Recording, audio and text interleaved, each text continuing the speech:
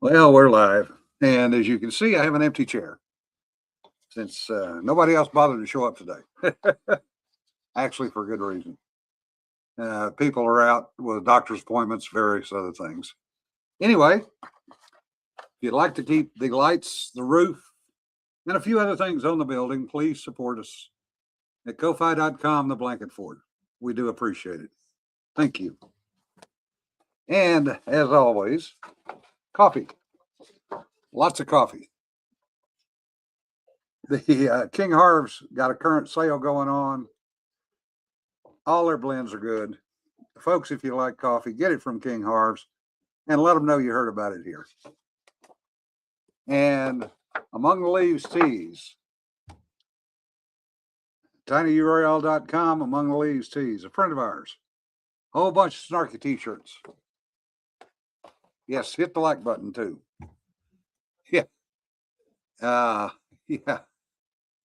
All right, we've got a special guest today, Fred Hughes. I'll bring him in momentarily.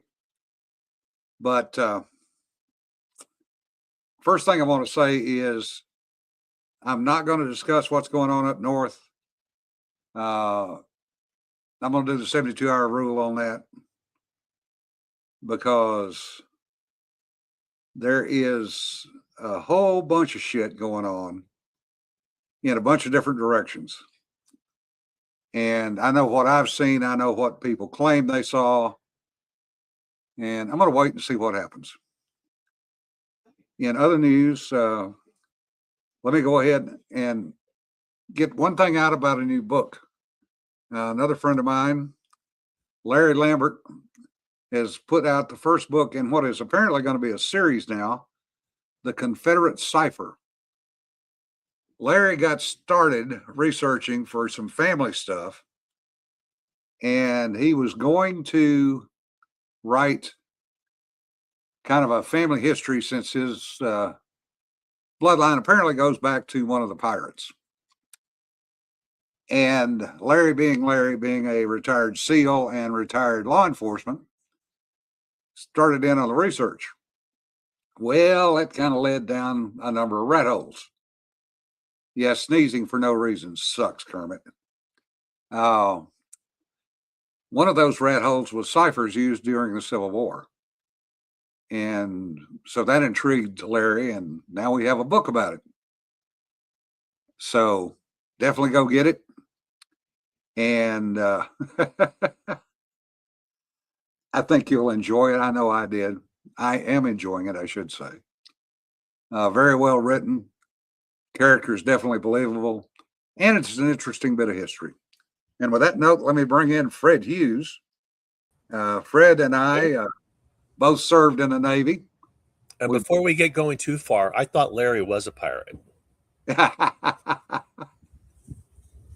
Yeah, no comment. But yes, we served in the Navy at the same time. And we both did things we can't talk about. So that's why the flyer today is a squirrel, suitably attired. I should have brought mine, but I didn't think about that. Welcome, Fred. Well, I'm happy to be here. I always enjoy talking books and helping, maybe getting into some subjects to help other people, get their stuff off the ground. I enjoy doing that. Well, you've been very successful with the series that you've got out for obvious reasons. It's well written. It's believable. The characters are not, shall we say, cardboard. They have histories, they have backgrounds, they have feelings, and they have connectivity. And the storylines are intriguing. You put a lot of twists and turns in. Well, when I started this, like you and I, we talked about, we're both old. I can't use that word. Yeah, you can. Hell, we've both been around the block more than a few times. And back in the day when you got deployed, I know you got deployed when you were riding P3s and then other aircraft, and you'd be at some remote base for 6 months. The entertainment you had was the paperback books you took with you. Yeah. Because there weren't VHSs and DVDs and laptop computers or any of the rest of that crap. You had to entertain yourself with what you could carry with you. Yep. And that was usually paperback books. So I became an aficionado of reading paperback books and learning what I liked and what I didn't like. Yep. And once I started down this path, and I'll say this, I never imagined being an author or a creative person. I always used to tell everyone, before 5 years ago, I'd tell everyone I was a engineer by trade, because that's what I learned to do in the Navy, and that's what I did for 20 plus years after I got out of the Navy. But I was a historian by passion. Yep. But I was also a storyteller. So I don't claim to be an author. You will find people, we both know people that are excellent wordsmiths. Yep. They are eloquent. They can prose and wax poetically, but they can't tell a story. Yeah. Well, I'm like you. I don't claim to be a writer. I'm a storyteller. And it's more fun that way. Oh, yeah. You know, I'm nowhere near as popular as you are, obviously, with my series, but the ability we're going to talk about that, but go ahead. The ability to tell a story and to keep readers engaged is a critical part of the equation. And that starts with your protagonist. Yeah. Because if the reader can't associate, if the reader can't connect with whoever your star is, they may not even finish that book. Yep. Let alone buy anything else that you write, excuse me. Padre raises a good point about what you had with you. Oh, yeah. Hopefully, if you're lucky, you got the full series. If you were unlucky, you got book 2 of the trilogy and not 1 and 3. Yeah, that was very true. Oh, our library, squadron library, was 3 cruise boxes full of books. Oh, yeah. And it ran the gamut. It was horror, mystery. You read everything. Everything. Mac Bolan. Oh, I love Mac Bolan. I mean, it was the same story in a different location every book, but that's okay. I love Mac Bolan and the Man of Bronze and all, Yeah. The Phantom, the whole series. All of those. But there was always at least 1 or 2 Bibles in there. There were usually a couple of romances. There were biographies of different people. And you would inevitably, in a deployment, read through the entire set. And then and it didn't take long to figure out who the other readers were. And then you'd start swapping your own personal books with them. Yeah.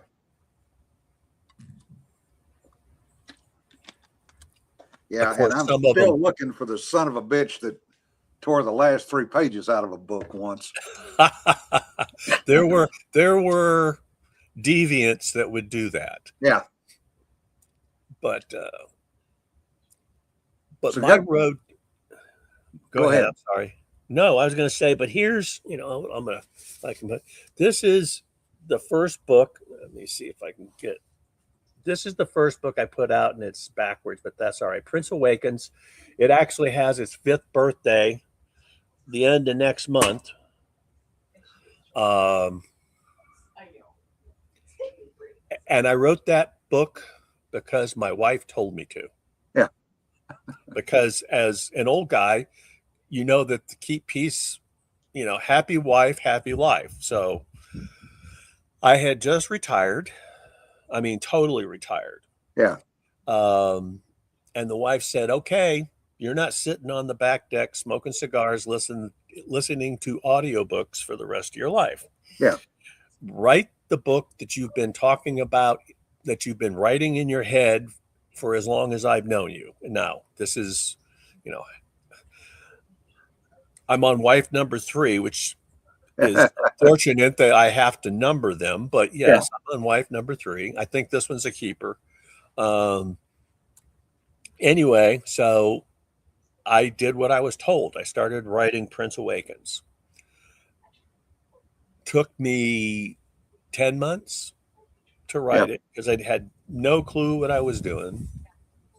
Although I was writing what I liked. Yep. When I started with creating the main character.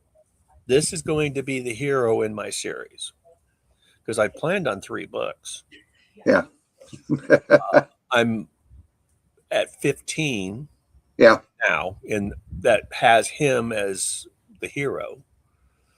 But I planned on 3 books, and so I started with him as the hero, and then I'm going, okay, what kind of story, knowing this is, you know, this is Hazard King and this is his background. Okay, knowing all of this, what kind of story can I craft? So I crafted the story around him. Yep. And I was on some other podcast, about a month ago, and ahead of time they had asked me, can you send us a short bio? And the only bio I'd ever written was the one that's up on my Amazon author page, and it's pretty wordy. Yeah. They didn't want one that long. So I went and was reworking it, and I came up with the phrase, I'm not really an author. Yeah. Well, I'm a ghostwriter for the characters in my book because I'm telling their stories. I'm writing their stories. And that's the way I write my books. When it's a Hazard King, if I'm writing and Hazard King is the primary character in the scene, I am Hazard King writing that scene. Yeah. I guess if I was an actor, they would call me a method actor because I get into the character. Right. So anyway, and when I was done with that, I had no intention of publishing that novel. Yeah. I wrote it and it was done, and I'm going, okay, honey, I'm done. And then I thought, you know what? It'd be nice on down the line if I could if my wife or my kids could put in my obituary published author. Yeah. So I figured out a way to, read a bunch of stuff online and hired an editor that wasn't all that good. And I'm not sure I actually implemented the edits very well and put it out on Amazon. Yeah. As an independent publisher, and left it and moved on. And then all of a sudden people start bothering me on Facebook. Oh, when's the next book coming out? Because I did write it open-ended. Yeah. So that the story could continue. I mean, I didn't leave a cliffhanger, but I left it open. Yeah. When's the next book coming out? And I'm going, wow. And then enough people, I'm going, well, I guess I need to write another book. Yeah. And now Hero's Vengeance, that just came out on, officially January the 2nd. Yep. Is the 22nd novel with my name on it. Yep. Now that's 20 that I wrote solo, and there's another 2 that I co-wrote with a good friend of mine, Alex Rath. And somewhere along the line, we're going to talk about co-writing. Yep. But anyway, no, it's not all about Hazard King, who was the original protagonist I wrote. Yeah.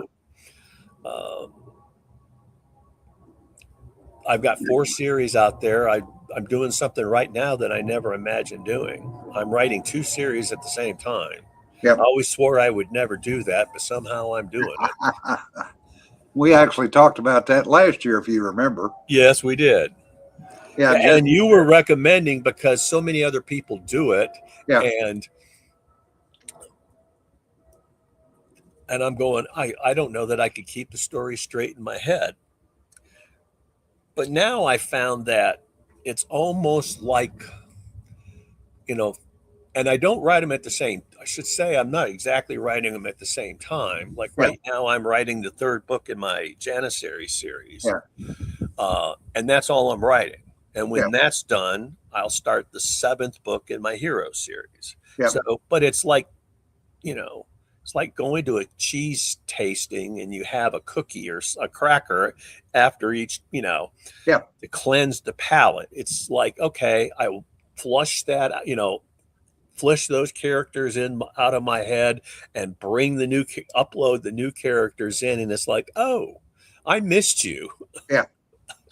Jesse says, develop the characters, poke them, and write up the AAR. It's Yep. effectively what we're doing. Yep.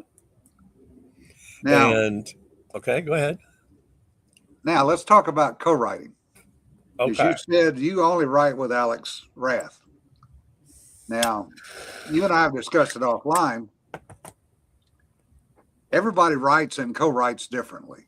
Mm-hmm. So, what is your take on it? Well,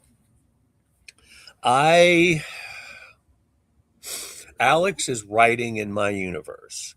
And if something for a lot of the Raconteur people, or anybody else who is a prospective writer that's listening, the writing short stories will only get you so far. If you want to pursue a profession as a professional author, eventually you have to write books. Yep. And something else we're going to talk about is branding. And developing your own brand is the hardest thing you will ever do as an author. Or is as hardest thing you'll do selling anything. Yep. And it takes a lot of work and it takes a lot of luck. But there are some ways that you can short circuit the system. And one of those is to reach out to somebody that might be established or might have a name or might have an established IP and talk to them about, hey, can I write in your IP? Would you be interested? And there are a lot of authors that publicly talk about their IPs are open if you want to write in them. Yep. And so, but with Alex and I, he was struggling with his brand, and I came and I said, well, why don't the two of us write a book in my universe? And we'll put both of our names on the title, on the cover. Yeah. But you're going to do a majority of the writing. And it was probably about an 80-20 split. Yeah. I want you to take an existing character. I said, and oh, by the way, and this is what you'll run into if you co-write with people in their IP.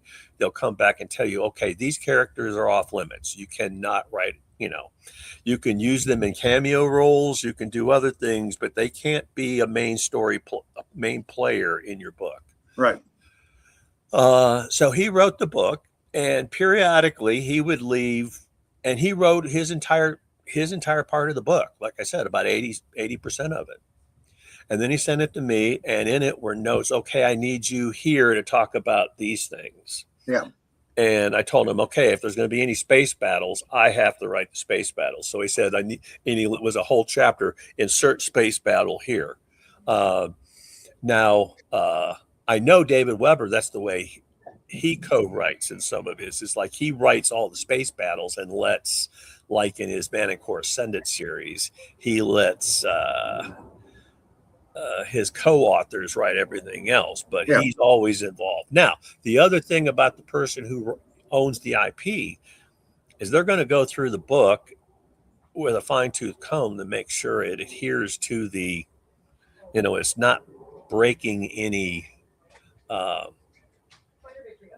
rules. Yeah. That it's staying not breaking any canon. Yeah, that is staying true to the canon of the series. Yeah.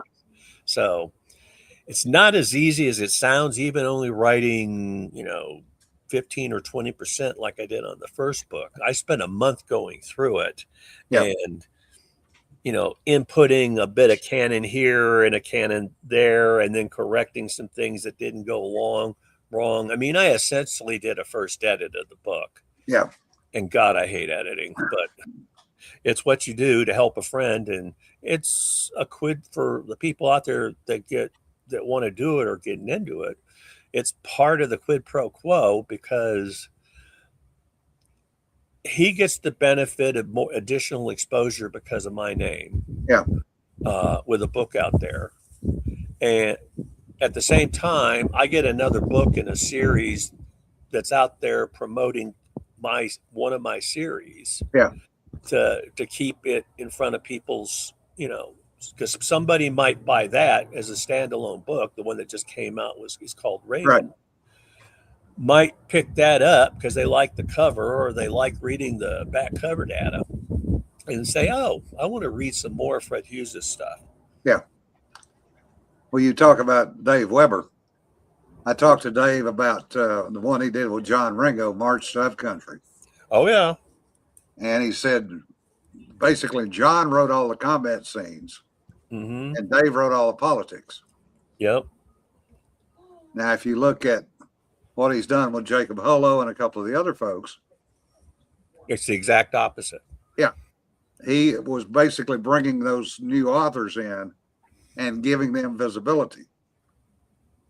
Now, you take Larry Correa, Larry's written in number of IPs, Mm-hmm. Warhammer, and a number of others. Yeah. Those a lot of times were done by invitation to get Larry into them. Right. Because they wanted him to help push that series. Right. And he has also talked about how critical it was to only do certain things. Mm-hmm. That you stay away from the canon and having to learn what the canon was for that particular series. Oh yeah. Now the other advantage Larry has is he's a role player, mm-hmm. RPG, role playing games guy. Yeah. So he's played a lot of these over the years. So that's quite a bit of difference. Well, now, I was in the process of setting up a co-write with J.D. Kinman before J.D. died. Mm-hmm. And I had actually used a couple of his characters in one of my Gray Man books. And his next book that he was in the process of writing was going to have a couple of my characters in it. So we were going to do a point counterpoint of the same instance so that we got a different viewpoint on it from each side. Sadly, that didn't come to pass because he passed away. But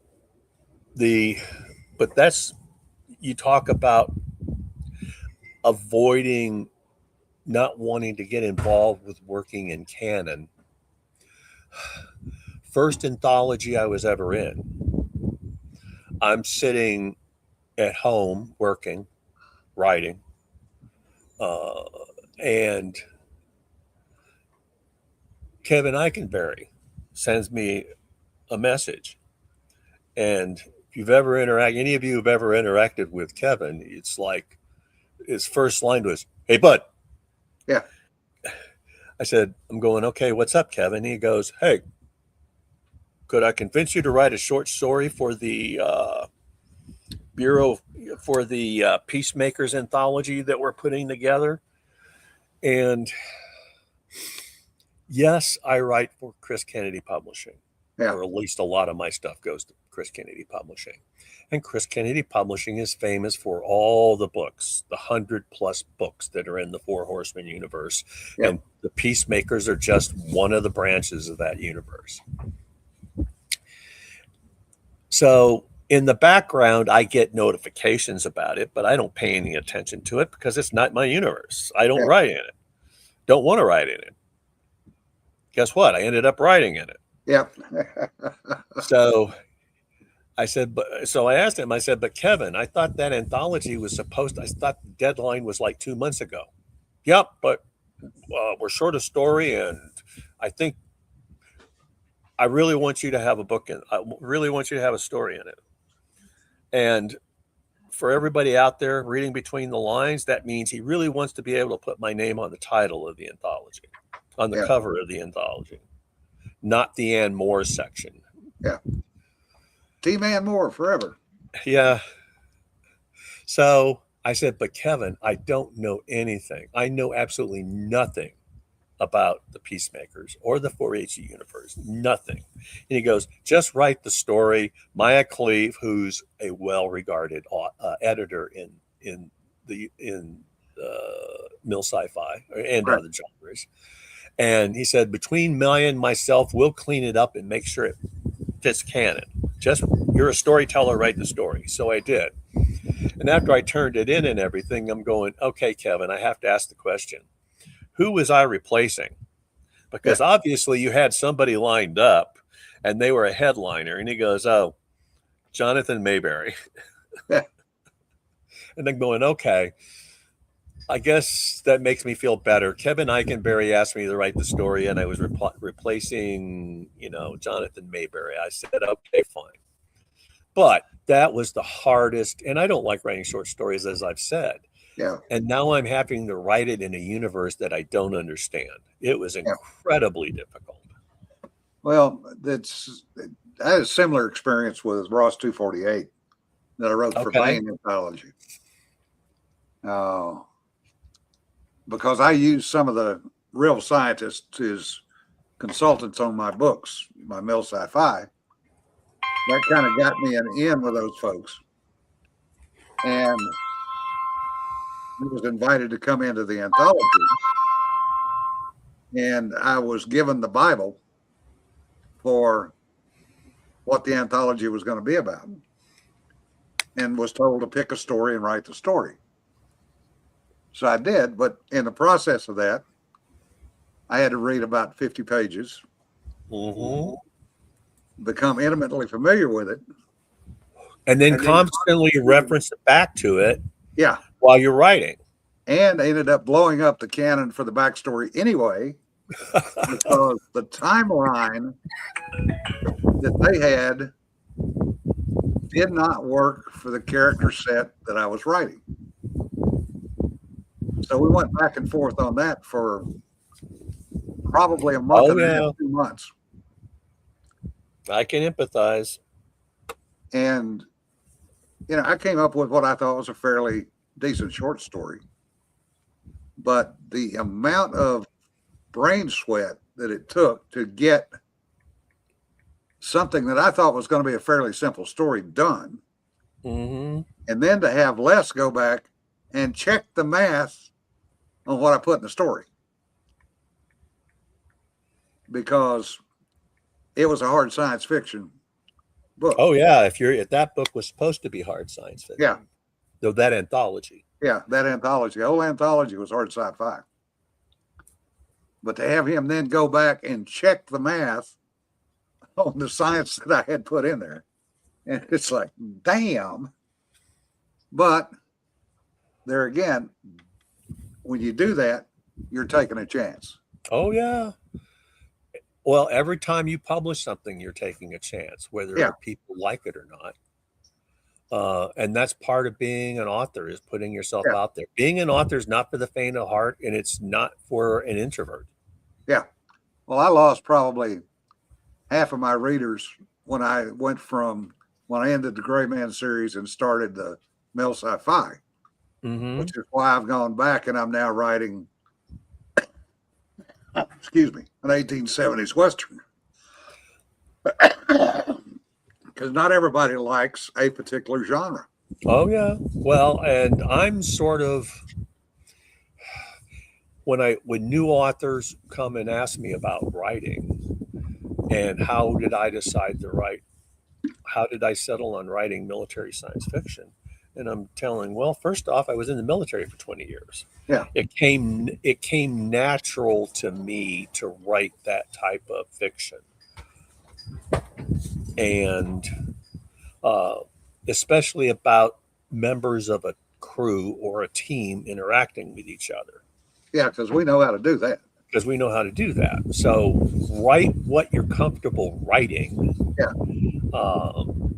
And don't get me wrong. I mean, I think any person who writes fiction, especially science fiction, secretly wants to write a fantasy novel. And I'll admit, yes, I've got one that's got about 20 5,000 words in it that's sitting on the back shelf that I periodically pull down and scribble in. But it's a and it's not a slog, but it's not something I'm comfortable with. But I can sit down like today. I've already written 1,500 words, and Yeah. I write 2 to 3,000 words every single day, and it's not a job. And I tell people when it becomes a job, I may not do it anymore. Yeah. But write something that you're interested in. Don't get hung up, which a lot of people do, in writing what they think people want to read. Yeah. That's a continual problem because you see oh, you must write this style. You Yeah. must write this set of characters. Or you have to use these beats or Yeah. whatever. Hell, I didn't even know what a beat was till about 6 months ago. Yeah. Well, like I said, when I teach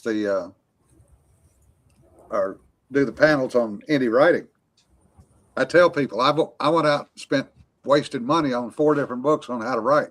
Mm-hmm. Every one of them said, this is the way you do it. And every one of them was different.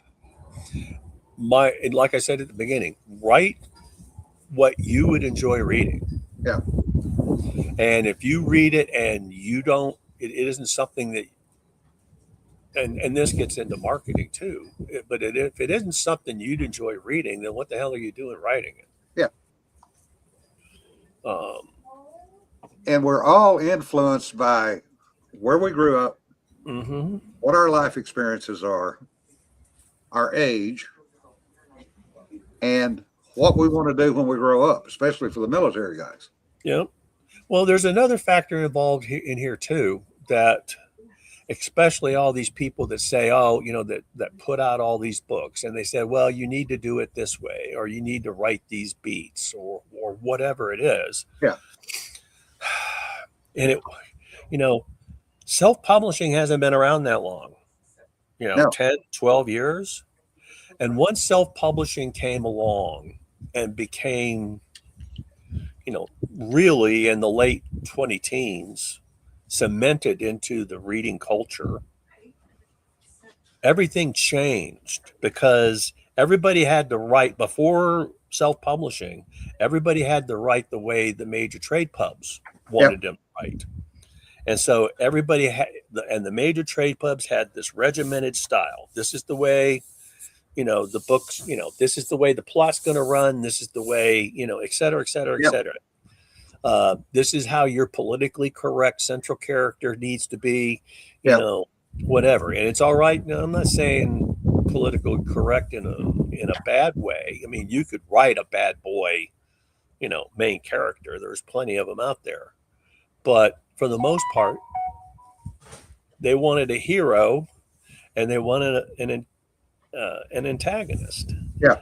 How the two of them interact with each other. So, well, go ahead. I'm sorry. Remember the romance thing about you had to have a sex scene every 57 pages. Oh yeah. I mean, that's what I'm saying. The beats, you had to follow this script. Yeah.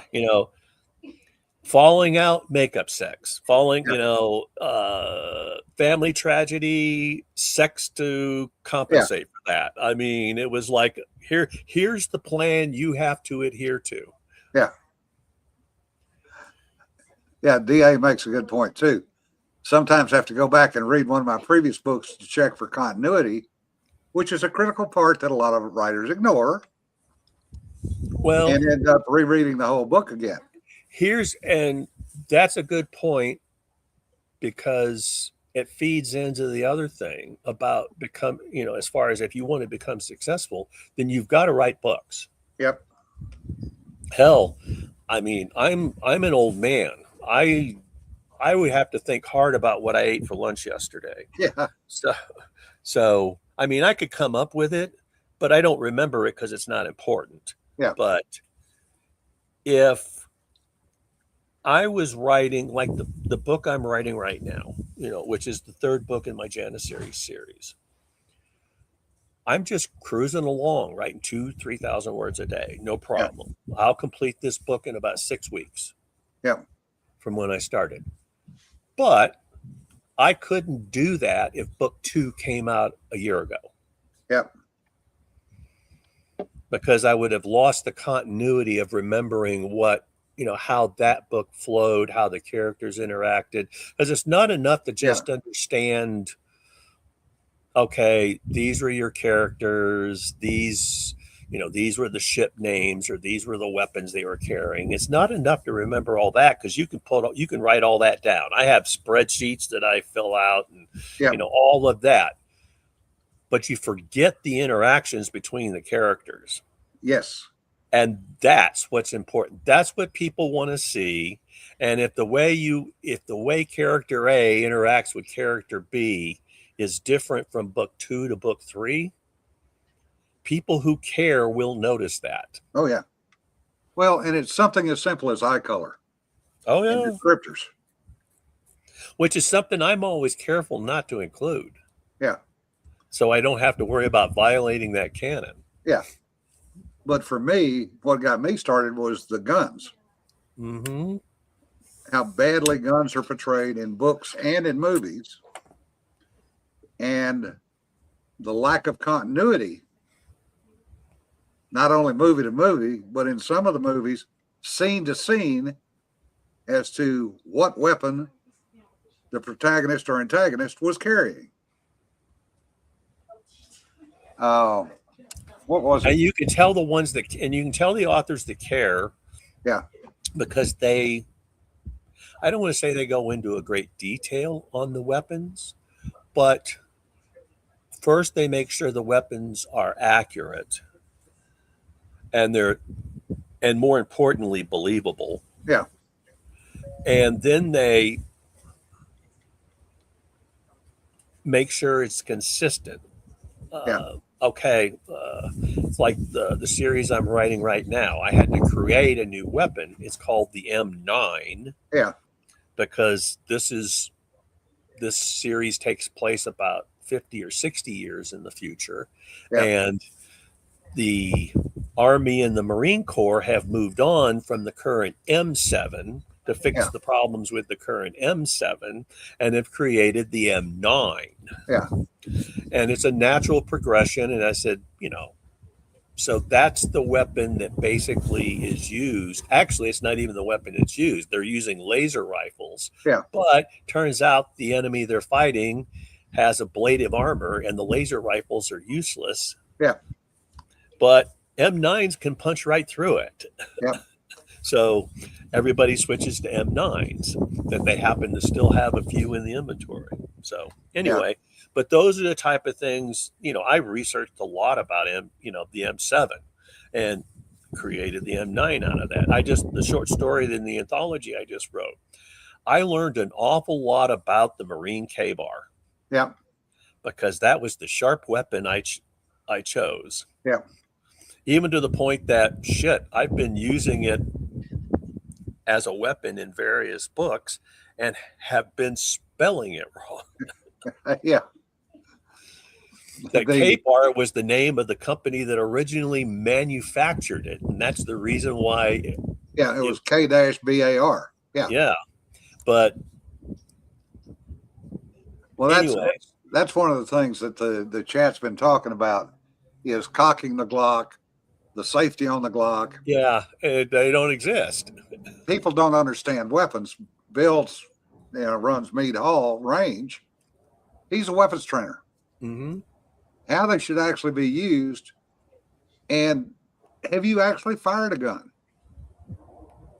Probably one of the worst authors for that is Lee Child. Mm-hmm. He's a Brit. He doesn't know jack shit about guns. Because it's not part of their culture. It's not part of the culture. And I remember the last Reacher book, he was shot in the chest with a 38. And it didn't penetrate his muscles. Say what? Okay. Well, that book. But it's not just the guns. It's the cars, the boats. Oh, yeah, all of that. All of that. And that's where I was lucky, and am still lucky today. I have a number of subject matter experts that I can reach out to. including actual NASA scientists, who will look at what I read and go, okay, you're stupid again. Here's how you really fix that. Thank you very much. Fix it. Oh, yeah. But it's also the alpha and beta readers. And I've got about 10 of each. And each one of them picks different things that they see. Okay. Which, to this day boggles my mind that no two of them see the same things in the story.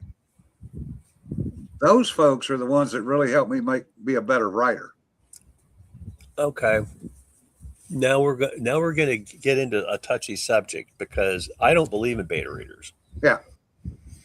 There's not everybody does. No, there's some people that do. There's some people that don't. Now, granted, there's a lot of ego involved because I'll readily admit I'm the smartest person I know. Just ask my wife. Yeah. She'll tell you that that's wrong, but that's anyway. She'll agree with me just to not start an argument. But like you said, you can send it to 5 beta readers, 10 beta readers, whatever, and you'll get 10 different feedbacks. Yeah.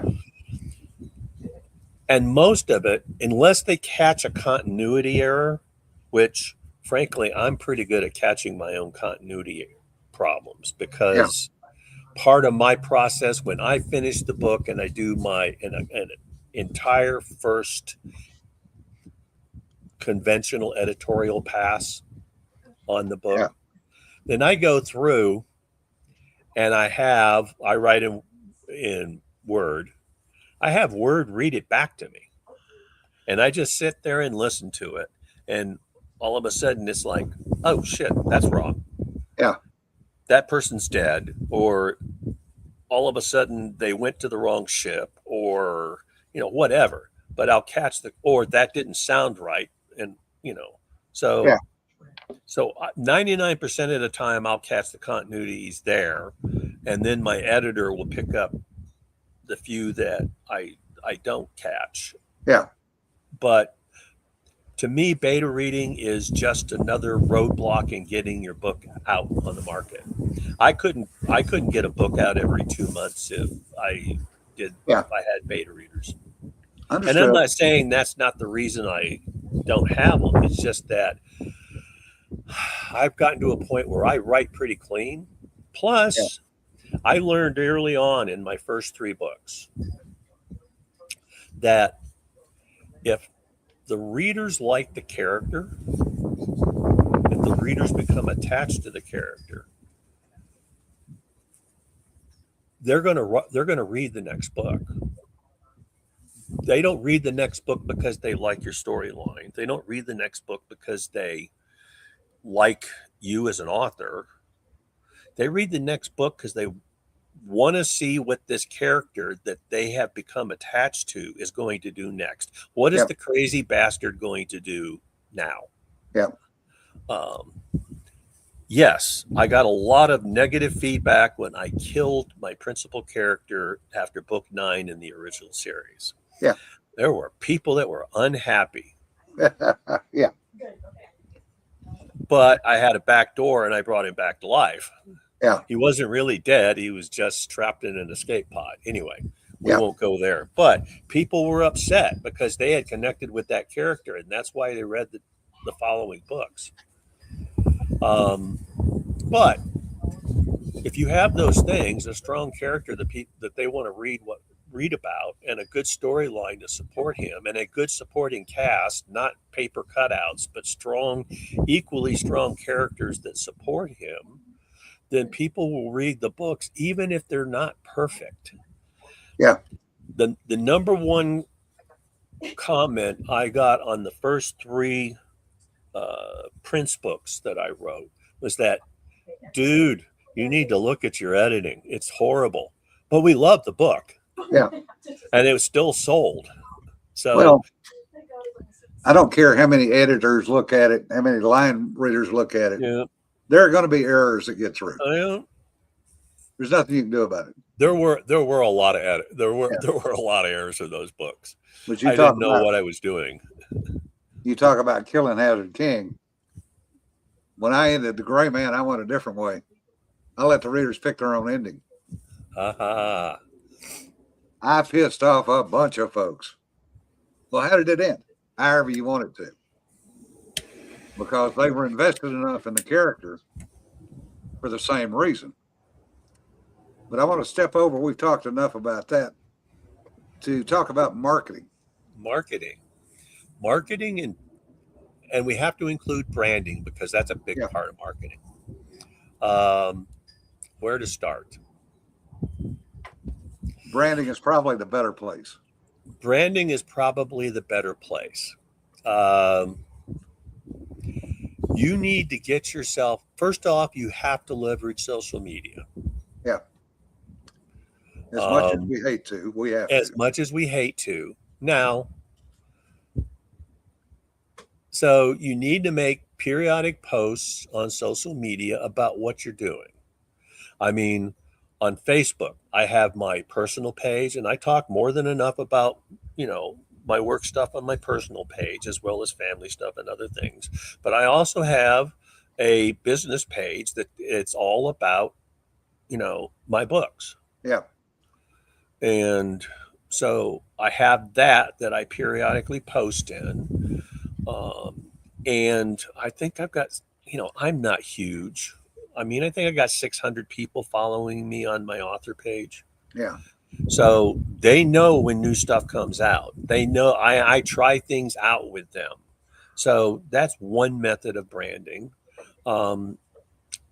Something else on branding, there's TikTok, there's Twitter. I've never had any success on Twitter. I'm just started with TikTok, but getting your name out there, associated, letting people know, hey, I'm an author and this is what I write. Because frankly, go online and look at your Facebook profile for any author that's out there that's thinking about publishing a book. And so you you publish the book and you announce it on your Facebook. How many people do you have following you on Facebook? Let's say you got 500 followers on your personal Facebook account. Well, 200 of them are probably family, and some of them, half of them might buy your book because they just feel obligated to. Yeah, you're looking at about 10%. Yeah, the average. And then you got coworkers, and a few of them might. And then you've got, other people. Okay, if you're lucky, if you get 50, 60, 100 book sales out of those 500 people. Yeah. So, okay, you sold those 50 or 60 books. Now what do you do? That might get you up, that might get you, I'm not talking dollars now. I'm talking about being noticed, getting your book in front of new people. Because once you have all your friends, family, and everybody else that's picked up your book, how do you get other people to see your book? Yeah. That's, you have to get your book in front of new sets of eyes, and that means you have to advertise. That's one of the ways, yes. Now,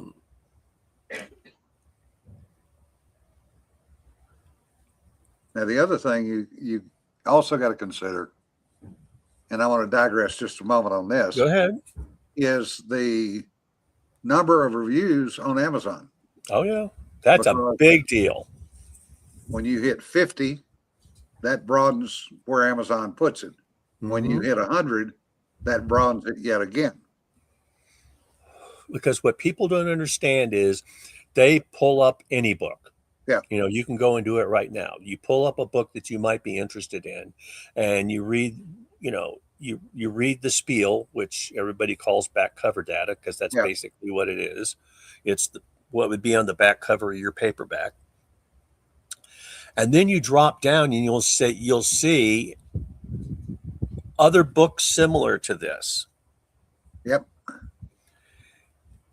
Books you may like. Yeah. books you may like. And all of a sudden, if your book can start popping up there, then your book's getting noticed. And guess what? That's free. Yep. So, but how does your book show up there? Your book shows up there because Amazon decides to put it there because, hey, this book is selling. Because people may talk bad about Amazon, and people may think that Amazon's got some shady things going on. And I'm not going to get into that because there's a lot of conspiracy theorists out there about that. Yeah. But Amazon wants to sell books, and Amazon wants to sell your book. And if Amazon thinks your book will sell, it'll put it in front of people. Yep. So those review points that you talked about, the 50, 100, 200, 500, 1,000, 2,000, those keep bumping. That number of reviews keeps bumping your book as far as placement on Amazon is.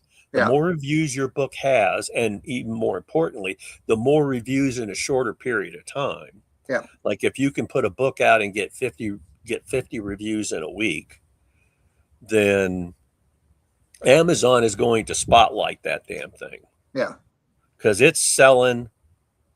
Now, nobody knows all the algorithms. They only guess, but reviews are incredibly important. Now, well, that, and you want to get an orange tag.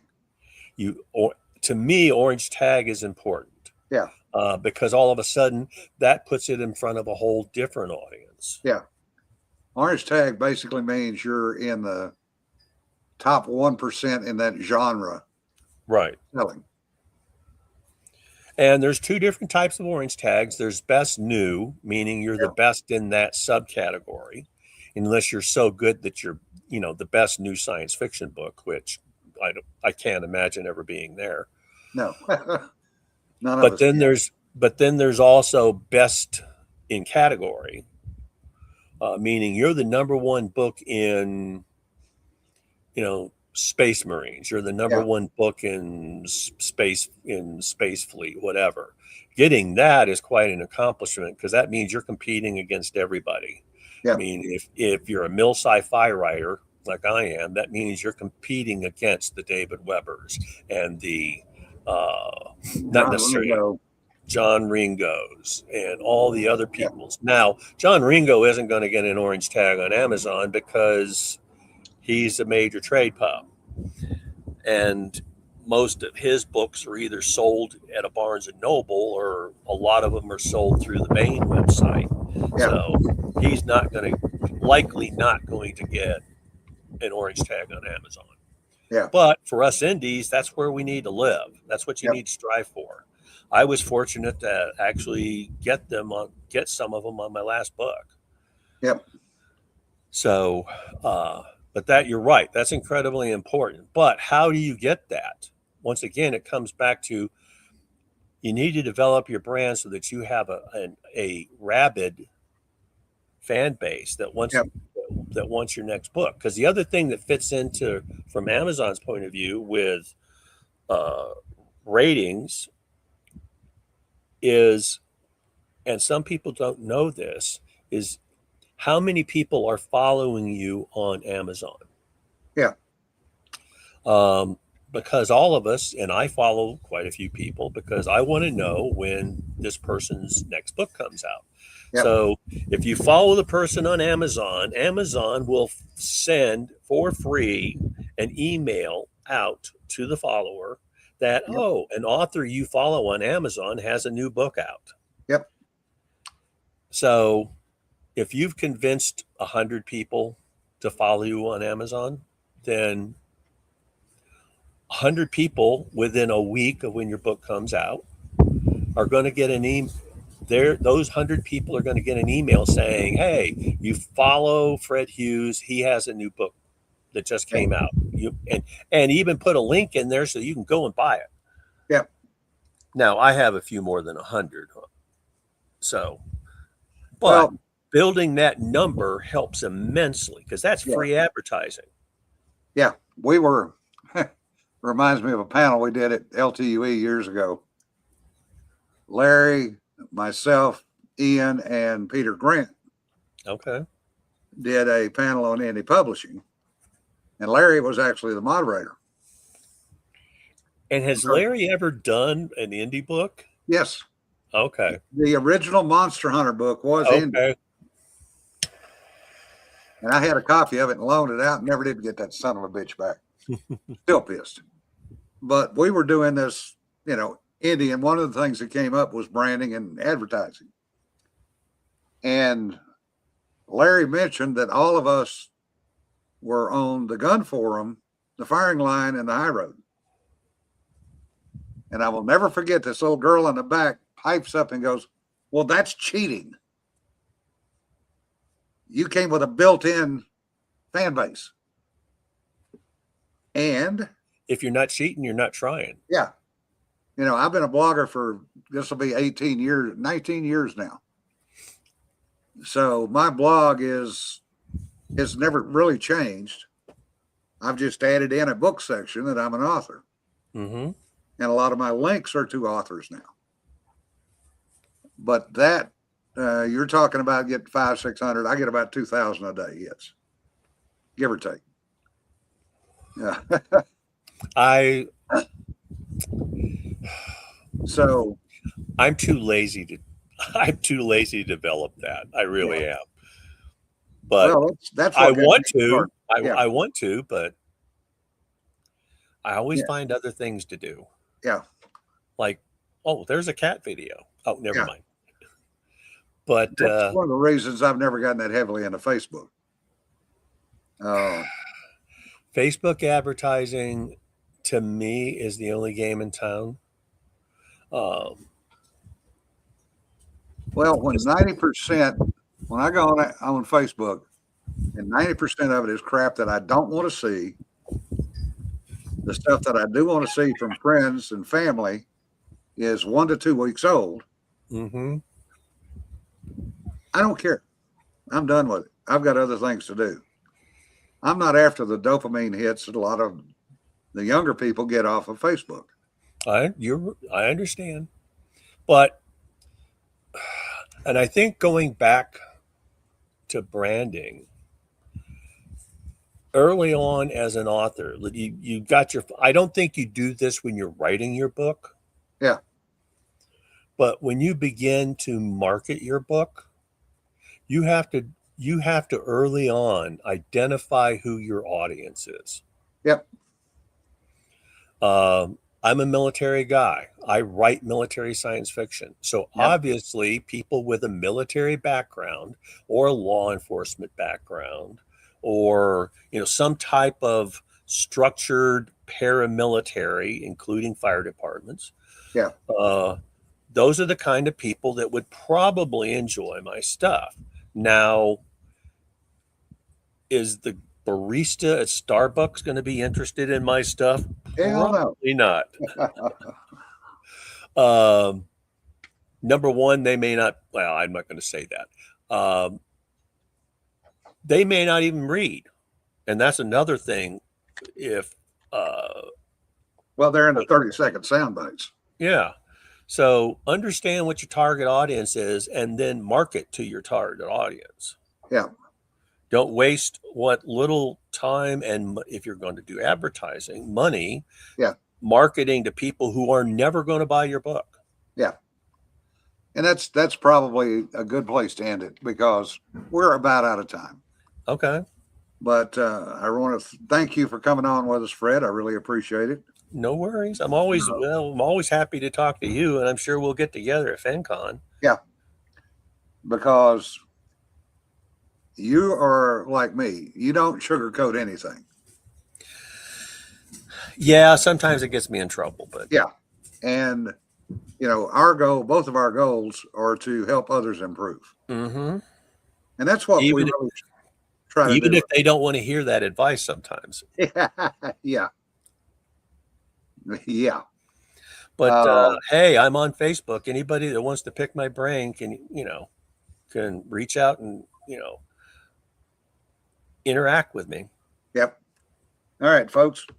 Fred, thank you very much. Well, thank you, sir. I appreciated being on.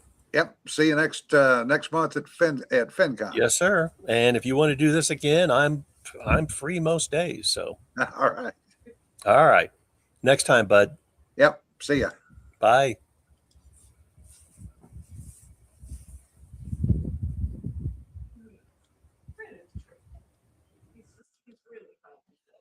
Okay. Yes.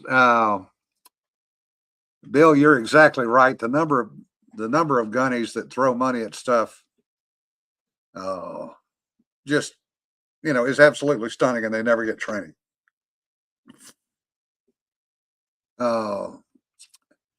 The classic example we had was a guy that we used to see at a few 3-gun shoots in North Carolina called Terrible Tommy. Tommy, every time we did a 3-gun shoot down there, showed up with the latest and greatest rifle, pistol, shotgun, boots, ear protection, eye pro, tactical gear. Never got any training. He did not even know how to clean most of his weapons. When JP was a hot product in the lightweight ARs, he actually blew up a JP at one of the 3-gun shoots. Blew the upper apart. And when we started looking at it, the reason it did was because he'd never cleaned it. He'd shot it at, as he said, 6 or 7 3-gun shoots. He'd never cleaned the rifle. And he literally got a jam. It didn't go all the way in a battery, and it fired anyway, and it blew it up. So yeah, training is important. Training, I think, is probably more important than the weapon. Yeah, fool thought he was using an AK. Yeah, that's about right. But anyway, folks, thank you for listening in today. Yeah, hundreds of hours of training on his mid-range rifle, and a guy with the fanciest rifle and no training. Yes, because everybody's different. And I will tell you for a fact, don't ever disregard women shooters. Women are deadly. They will smile at you when they kill you, and they tend to shoot low if you're a male. So remember, don't sweat the petty stuff. Don't pet the sweaty stuff. And we'll see you next week, folks. Thank you very much. Bye-bye.